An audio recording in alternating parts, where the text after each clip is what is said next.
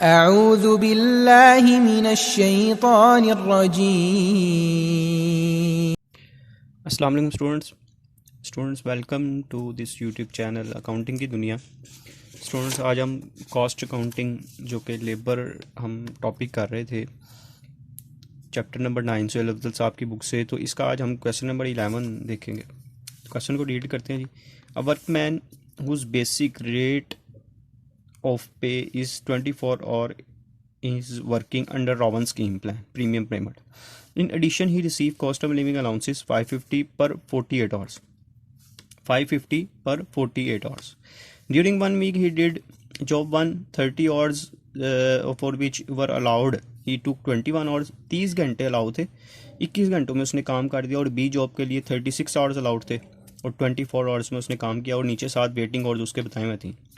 जो ये ऊपर वाला क्वेश्चन था इसमें उसने ग्रॉस वेजेस मांगी थी दोनों की कंबाइन करके, लेकिन इस क्वेश्चन में उसने कहा है कि अमाउंट आपने बतानी है ईच जॉब सेपरेट दोनों जॉब्स की बतानी है to find his earning and the amount to be charge to each job and to overhead यानी कि फैक्ट्री ओवरहेड। ठीक है जी, तो इसको शुरू करते हैं। क्वेश्चन है उसी तरह का जिस तरह हमने क्वेश्चन नंबर 10 किया था।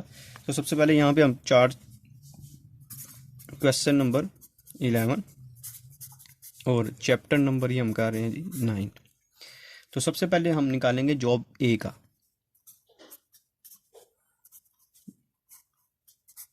जॉब ए जी, तो सबसे पहले इनकी नॉर्मल वेज कैलकुलेट करेंगे। नॉर्मल वेज क्या, तो लिखेंगे जी नॉर्मल वेज। देखें उसने कितने घंटे जो है काम किया है, उसने काम किया 21 घंटे और 1 घंटे का हम रेट क्या दे रहे हैं उसको 24 रुपये पर और क्वेश्चन में बताया गया।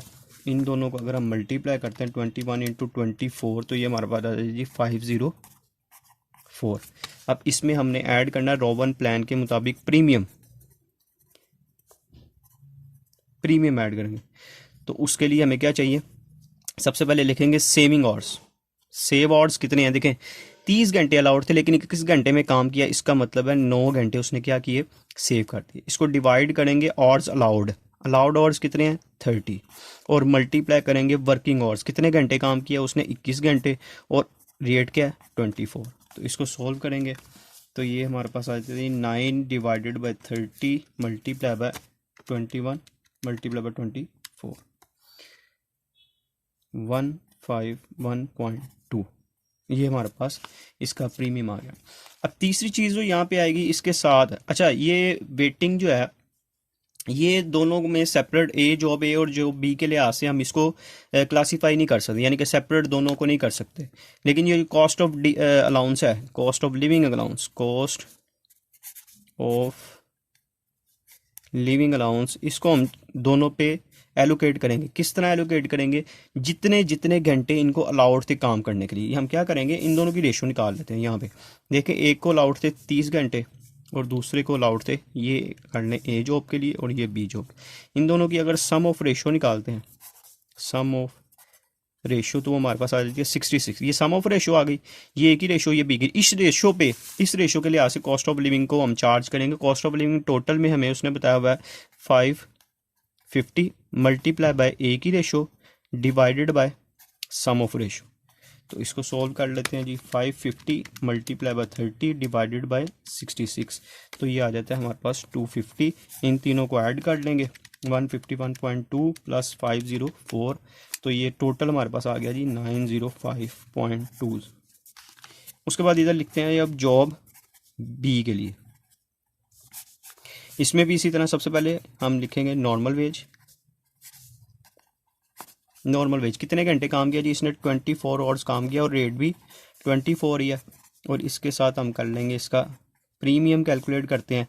सेविंग आवर्स, इसने काम कितने घंटे, इसने कितने सेव किए हैं 36 माइनस 24, तो इसने 12 आवर्स सेव किए और टोटल इसको अलाउड थे 36 आवर्स और 24 मल्टीप्लाई बाय 24 वर्किंग आवर्स और मल्टीप्लाई बाय रेट। तो इसको हम सॉल्व कर लेते हैं। सबसे पहले 24 इंटू 24 ये हमारे पास आ गया जी 576। इसी को ही हम कर देते हैं 12 divided by 36 multiply multiply by 24 multiply by 24, तो ये हमारे पास आ गया जी 192।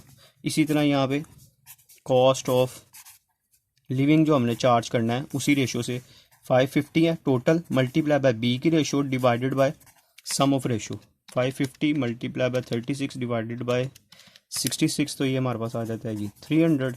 इन तीनों को ऐड कर लेंगे